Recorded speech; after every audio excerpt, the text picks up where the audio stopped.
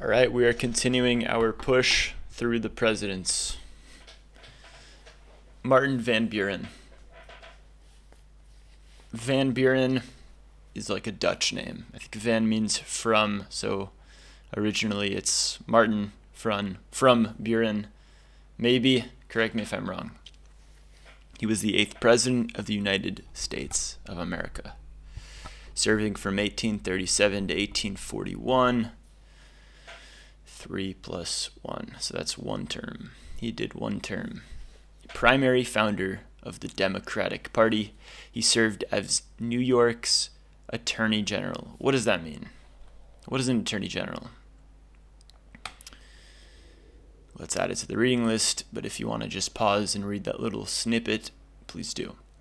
So he served as New York's Attorney General and U.S. Senator, then briefly as the 9th governor of New York before joining Andrew Jackson's administration as the 10th United States Secretary of State, Minister to Great Britain, and ultimately the 8th Vice President from 1833 to 37, after being elected on Jackson's ticket in 32.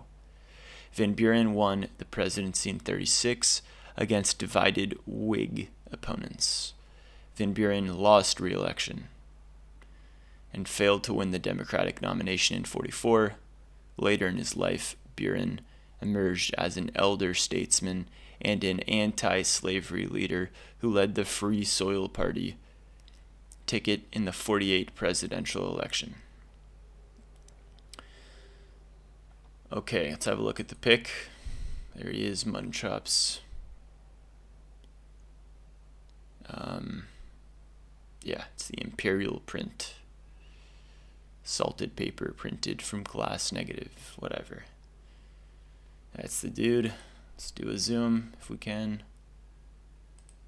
Wow. Kind of crazy hairdo. But he doesn't have time for that stuff. This guy's a busy man. Busy. Alright, let's keep reading. He was born in Kinderhook, New York, where most residents were of Dutch descent and spoke Dutch as their primary language. He is the only president to have spoken English as a second language. What a trip. Dutch, that's people from Holland.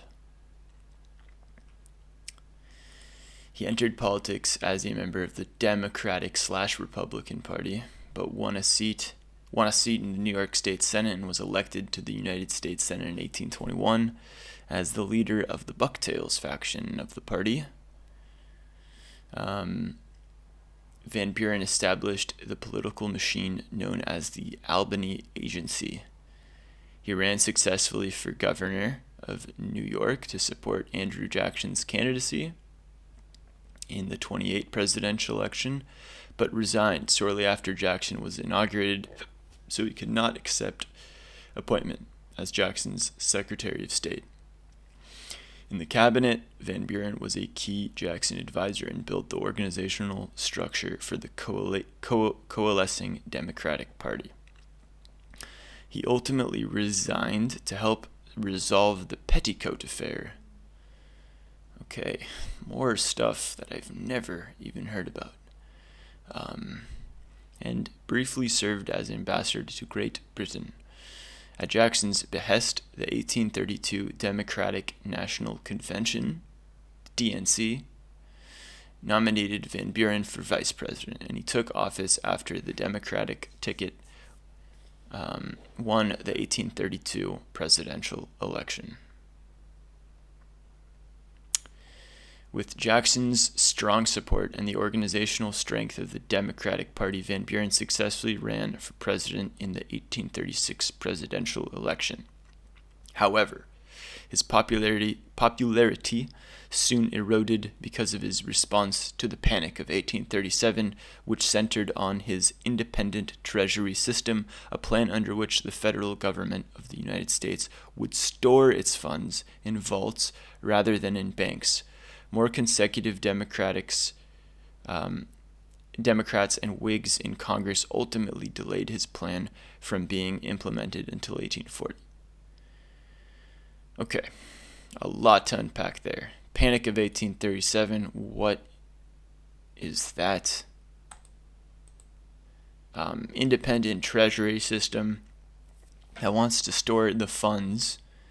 So the treasury is getting bank from tariffs and stuff like that, getting a lot of money, and they're deciding to put it in vaults rather than banks. And this is eroding his popularity. Let's move on. His presidency was further marred by the costly Second Seminole War and his refusal to admit Texas to the Union as a slave state. So he refuses Texas because they are a slave state. In 40, Van Buren lost his re-election bid to William Henry Harrison, the topic of the next video. While Van Buren is praised for anti-slavery stances in historical rating, he's often rank Van Buren as average or below average due to his handling of the panic. So what is that panic? We don't know. We'll have to look into that. Van Buren was initially the leading candidate for the Dems, nominated again in 44, but his continued opposition to the annexation of Texas angered Southern Democrats, leading to the nomination of James K. Polk. Growing opposed to slavery, Van Buren was the newly formed Free Soil Party's presidential nominee in 1848, and his candidacy helped Whig nominee Zachary Taylor defeat Democrat Lewis Cass. Worried about sectional tensions, Van Buren returned to the Democratic Party in 48, but was disappointed with the pro-Southern presidencies of Pierce and James Buchanan. During the American Civil War, Van Buren was a war Democrat, which is its own type of thing, who supported the policies of President Lincoln and a Republican. He died of asthma at his home in Kinderhook in 62, aged 79. Okay, a lot to unpack there, a lot of stuff that I have no idea about. I'm going to be honest with you guys. Like, I'm reading the words, but I'm not really understanding the weight, the significance of things here, and that's okay. That's why I'm here. I'm trying to learn more, be less ignorant. I've opened a few new reading list articles for myself. See if there's any cool pics. This is his wife. Painting. He's opposed to slavery, and this is a big issue, which is really eroding his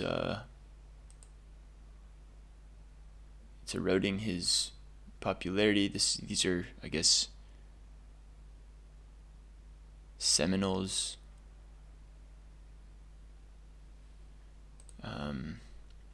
Yeah, so they're straight up fighting like Native Americans during this time. And it's not so long ago. It really isn't. It's just it's the 19th century. This is the daguerreotype picture, image. There he is. This guy spoke Dutch, mostly Dutch. Another portrait.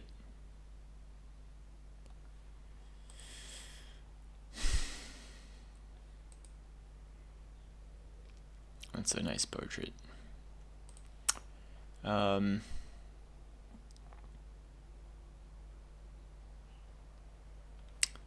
out to Seinfeld, the Van Buren boys. Okay, so that's enough for this one. I have to do some reading. See you guys on the next one.